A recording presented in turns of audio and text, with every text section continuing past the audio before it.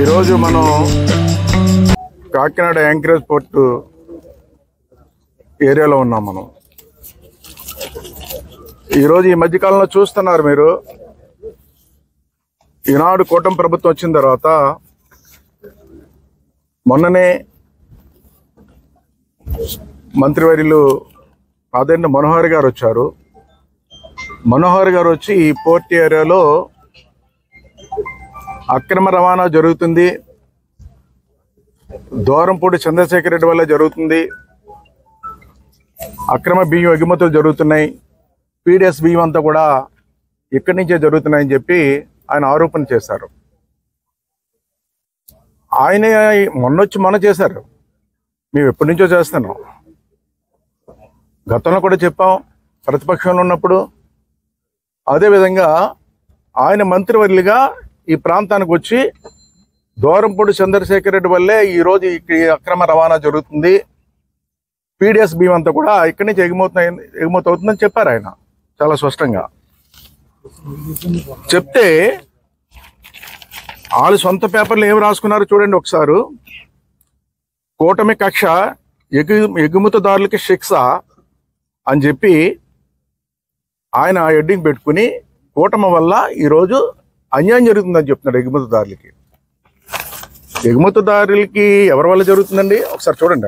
ఆయన రాసుకున్న రాత ఆయన సొంత పేపర్లో వాళ్ళ కోసం రాసుకుంటారు. ఇప్పుడు కూడా ప్రజల కోసం రాయరాళ్ళు, వాళ్ళ కోసం వాళ్ళు చెప్పుకోవడానికి కోసం, వాళ్ళ ప్రచారం కోసం ఈ పత్రిక తప్ప ప్రజా సమస్యల మీద రాయరు.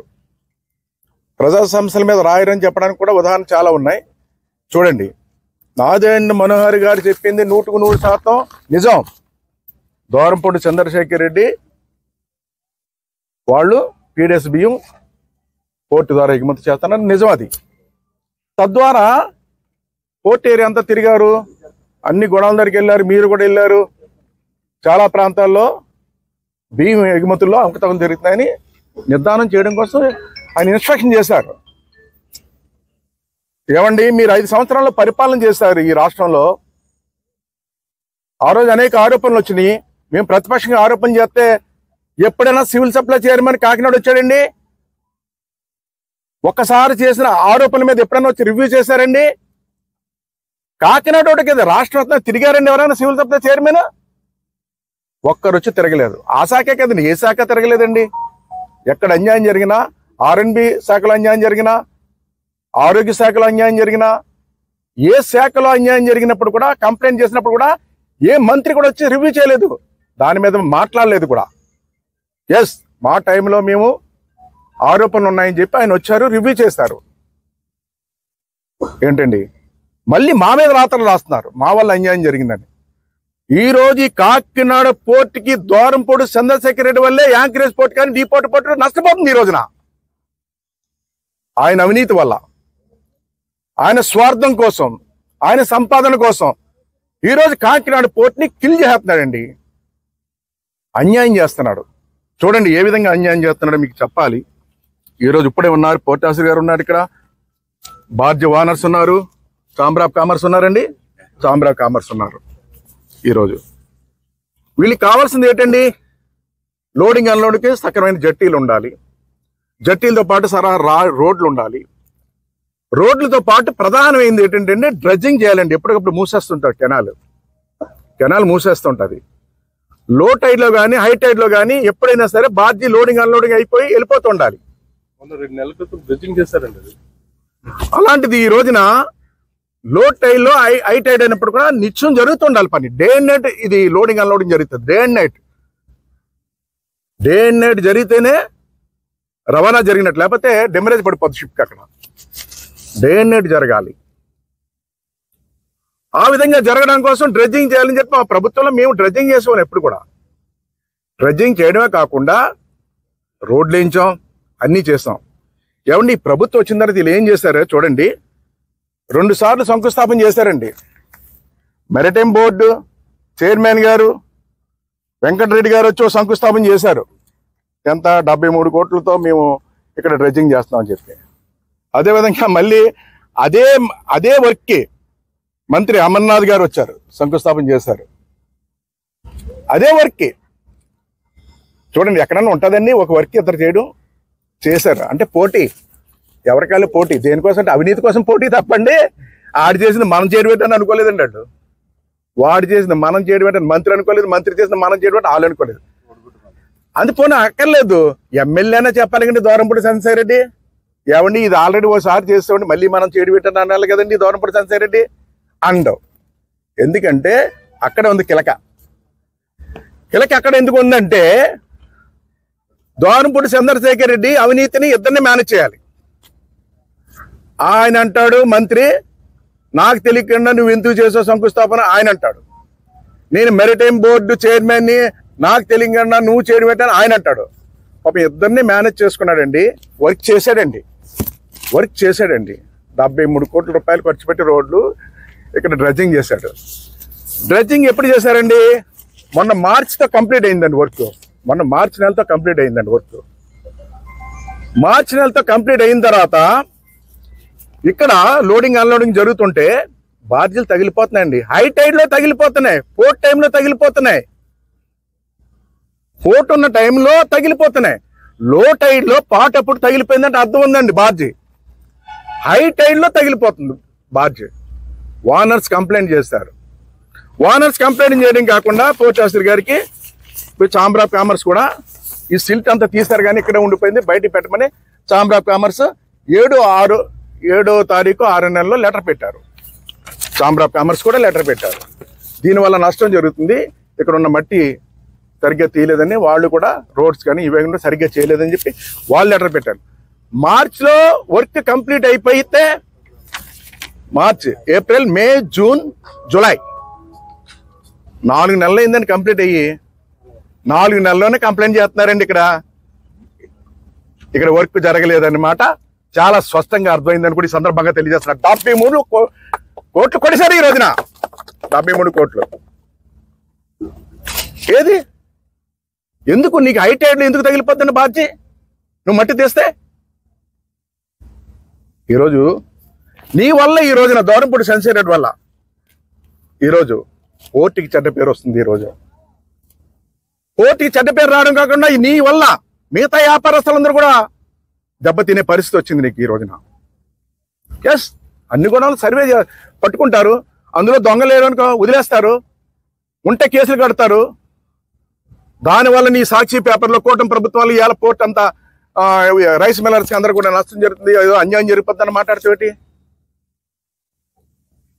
ఎస్ నువ్వు చేస్తున్నావు. ఇక్కడ నీ వల్ల ఈరోజు దూరంపూడి చంద్రశేఖర్ రెడ్డి వల్ల ఈ రైస్ ఎక్స్పోర్టర్ కూడా అన్యాయం జరుగుతుంది ఈ రోజున నీ వల్ల.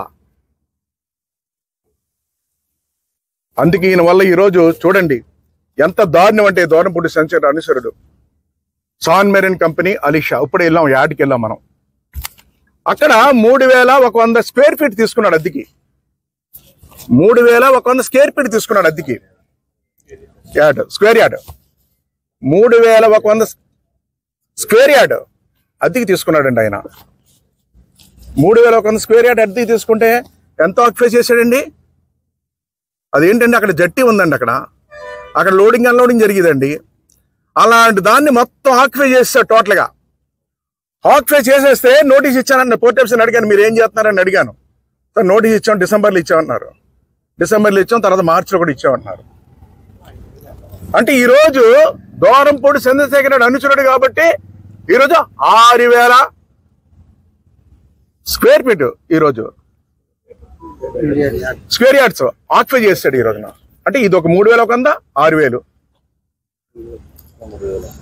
ఆక్యుపై చేసినప్పుడు నోటీస్ ఇస్తే కూడా సమాధానం లేదు. ఎందుకు? నీ బినామీ కాబట్టి, నీ మనిషి కాబట్టి. ఈ రోజున చూడండి ఎంత దారుణం, చూడండి ఎంత దారుణం చూడండి. ఈరోజు చూసుకుంటే కాకినాడ పోర్ట్ పరిస్థితి ఏ పరిస్థితిలో ఉందో చూడండి. పేపర్ ఉంటుంది, అది చిన్న పేపర్, చిన్న. ఆయన వల్ల ఈరోజు రైస్ మిల్లర్స్ ఎక్స్పోర్టర్స్ నష్టపోతున్నారు, అదేవిధంగా బార్జ్ ఓనర్స్ నష్టపోతున్నారు, అదేవిధంగా కార్మికులు టోటల్గా చూసుకుంటేనండి 20,000 మంది ఉంటారండి. 20,000 మంది కార్మికులు ఉంటారు. బార్జీల మీద పనిచేసే వాళ్ళండి, బయట పనిచేసేవాళ్ళని ఇంకోటి కానీ చైన్ లింక్ ఇదంతా కూడా. రైస్ మిల్లో పనిచేసేవారని, గోడౌన్స్లో పనిచేసేవారు కానీ అంత వారు 20,000 పీపుల్. ఈరోజు 20,000 మంది కార్మికులు దెబ్బతినే పరిస్థితి ఉంది ఈ రోజున. నువ్వు చేస్తున్న పనితీరు వల్ల. నువ్వు ఎంత దుర్మార్గుడు అంటే, ఎంత బాధేస్తుందంటే, ఈరోజు కాకినాడ పోర్టు భూములు 337 ఎకరాలు 1,500 కోట్లకి ఈరోజు తాకట్టు పెడిచాడండి. ఏమంటే ఫ్యూచర్లో పోర్ట్ డెవలప్ అవ్వాలి, యాంకరేజ్ పోర్ట్ డెవలప్ అవ్వాలి, డీపోర్ట్ పోర్ట్ డెవలప్ అవ్వాలని మేము ఆలోచించాం. ఇక్కడ భూములు చాలా మంది కొత్త కంపెనీలు వస్తే అద్దెకు అడుగుతారు, తీసుకుంటారు. రేపు పొద్దున్న నువ్వు ఈ భూములన్నీ కూడా తాకట్టు పెట్టేస్తావు అంటే పోర్ట్ డెవలప్ అవ్వాలన్న ఆలోచన నీకు లేదు కదా. యాంకరేజ్ పోర్ట్ డెవలప్ అవ్వాలన్న ఆలోచన నీకు లేదు, డీపోర్ట్ పోర్ట్ డెవలప్ అవ్వాలన్న ఆలోచన నీకు లేదు. మన భూములు మన కోసం ఆ పని పెట్టావు నువ్వు. ఈ 1,500 కోట్లు ఎవరి కోసం? మన పోర్టు కోసం కూడా కాదు, మన పోర్టు కోసం మనం తాకట్టు పెట్టామంటే అర్థం ఉంది. పెట్టకుండా నువ్వు వేరే వాళ్ళ కోసం పెట్టించావు. ఇందులో ఎంత కొట్టేశావు నువ్వు? నీ స్వార్థం. ఎమ్మెల్యేగా అడగాలి, మా పోర్టు భూమిని మీరు ఎందుకు తాకట్టు పెట్టడం? ఫ్యూచర్లో మాకు అవసరం ఉంటుంది. ఇక్కడ యాంకరేజ్ పోర్ట్ డెవలప్ చేయాలనుకుంటున్నాం, డీపోర్ట్ పోర్ట్ డెవలప్ చేయాలనుకుంటున్నాం, మా కాకినాడకి అవసరాన్ని నువ్వు అడగాలి కదా.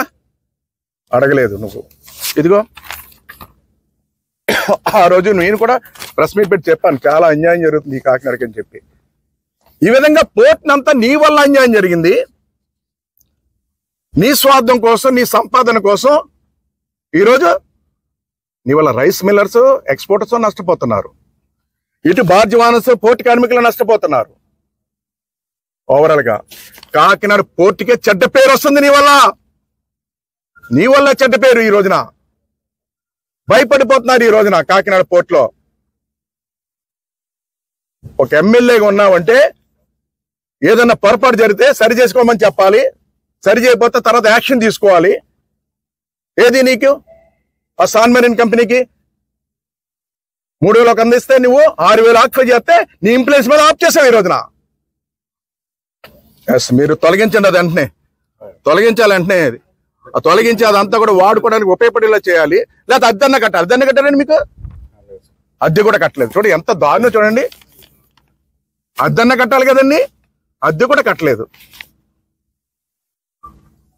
అద్దె కూడా అంటే ఎంత ధైర్యం వచ్చండి. అది దూరంపూడి ధైర్యం, దూరంపూడి ధైర్యం.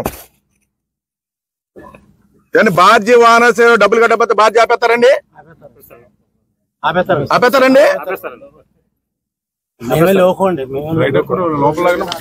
డైరెక్ట్ మరి లోపల పనిచేసిన ఫీజు కట్టాలి.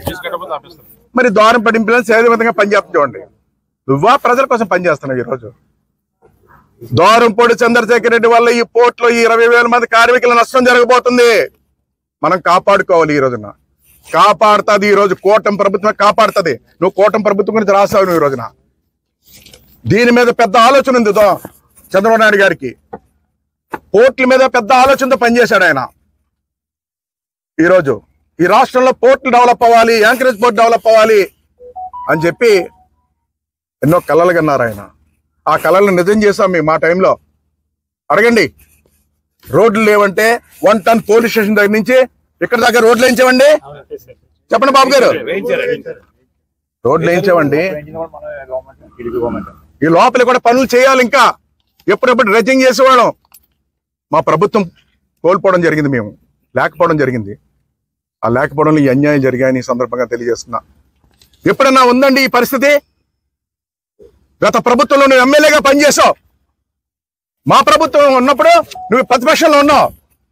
కాకినాడ పోర్టులో దొంగ బియ్యం వెళ్తుందని ఏమైనా చెప్పావు నువ్వు? నీ ముఖ్యమంత్రి గాని నువ్వు గాని కాకినాడ పోర్టు నుంచి దొంగ బియ్యం వెళ్తున్నాయి, పీడిఎస్ బియ్యం వెళ్తున్నాయి ఏనాడు ఆరోపణ చేశావు నువ్వు? నీ ప్రభుత్వం వచ్చినట్టు మేము ఆరోపణ చేస్తాం. ఆరోపణ చేశారు కాబట్టి మంత్రివర్యులు ఇక్కడికి వచ్చారు, చెక్ చేశారు. ఆయన వచ్చింది చేసిందంత నిజమని కూడా ఈ సందర్భంగా తెలియజేస్తున్నా. అది ఈవేళ దూరంపూడి చంద్రశేఖర్ రెడ్డి వల్ల ఈ రైస్ మిల్లర్స్ కానీ ఎక్స్పోర్టర్ కానీ ఈ రోజు దెబ్బతినేస్తున్నారు. నీ వల్ల ఆయన కూడా సందర్భం తెలియజేస్తున్నా. నువ్వు చేసిన తప్పు వల్ల అందరికీ వర్తిస్తుంది. ఇప్పటికైనా ఏదైతే సంబంధిత అధికారులు ఉన్నారో మీరు సక్రమంగా పనిచేసి యాంకరేజ్ పోర్ట్ని డీపోర్ట్ పోర్ట్ని ఒక మంచి మార్గంలో పెట్టింది, దొంగల్ని ఏదైతే దొంగ మార్గంలో వెళ్తున్నారో అందరిని అరికట్టాలని నేను ఇంకా పోర్టు అధికారులతోని అదే విధంగా కలెక్టర్ గారు నేను కూడా మళ్ళీ దీని మీద మీటింగ్ ఏర్పాటు చేస్తాం. అధికారులందరితో కలిసి బాధ్యవాన అభిప్రాయాలు తీసుకోవడం, చాంబర్ ఆఫ్ ఆఫీస్ వాళ్ళ అభిప్రాయాలు తీసుకుని ఈ పోర్ట్ని సక్రమైన మార్గంలో నడిపించి అందరికీ ఉపాధి ఉండేలా చేస్తామని కొండబాబు తెలియజేస్తున్నాం.